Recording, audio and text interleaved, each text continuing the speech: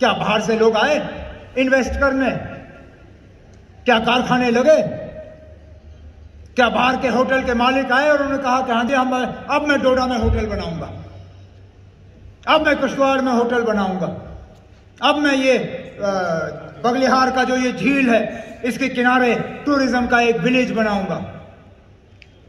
आए लोग पैसा लेके यहां लगाने के लिए। हमें कहा गया था कि अंबानी, टाटा, बिरला सब आएंगे, कोई नहीं आया। मैं कहा था कि हमारे नौजवानों को अब रोजगार ही रोजगार होगा। किस नौजवान को 5 अगस्त 2019 के बाद रोजगार का ऑर्डर फरहम किया गया? उल्टा जो हमारे प्रोजेक्ट चल रहे थे उन प्रोजेक्ट्स में भी हमारे लोकल लोगों को रोजगार नहीं दिया जा रहा है, और ये सच्चाई है, ये सच्चाई है। अमन की बात, सच्चाई यह है कि जिन इलाकों को हमने अपने दौरे हुकूमत में मिलिटेंसी से खाली कर दिया था, आज वहां फिर से बंदूक का असर है। मैं वजीर आला था, सजाद किचलू साहब मेरे MOS होम थे। हमने श्रीनगर में बंकर के बंकर उड़ा दिए। हम वहां तक हमें अपने आप को यह लग रहा था कि माहौल ठीक है। हम अफस्पा पे बात शुरू कर गए थे कि अब इन इलाकों से अफस्पा को भी उठाया जा सकता है, क्योंकि अब यहां पे मिलिटेंसी का कोई नामो निशान नहीं रहा।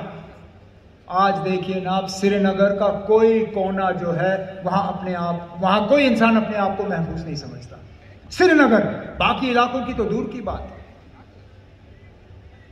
कुपवारा से लेके टनल तक जिन जिन इलाकों को मिलिटेंसी से खाली किया गया था, वहां दोबारा मिलिटेंसी पैदा हुई।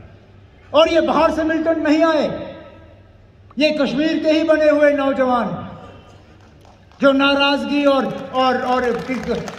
अलग अलग वजूहात के बुनियाद पे बंदूक उठाने के लिए तैयार है। पिछले दिनों जो श्रीनगर में 3 मारे गए, उनमें से एक ऐसा था जिसने 2019 में बंदूक उठाई। मतलब 5 अगस्त के बाद। तो हमें तो कहा गया था कि 5 अगस्त और 370 के जाने के बाद तो कोई मिलिटेंट ही नहीं बनेगा, लेकिन आज भी बन रहे हैं। तो फिर ये झूठ किस काम का? हमें कहा गया था कि अलायदी पसंद जो जज्बात हैं वो खत्म हो जाएंगे। क्या आपको खत्म होते हुए नजर आए?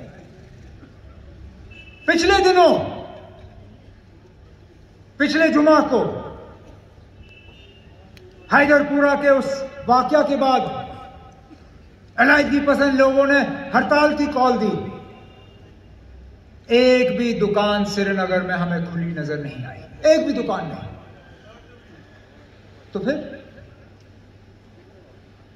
तो फिर ये झूठ किस काम के?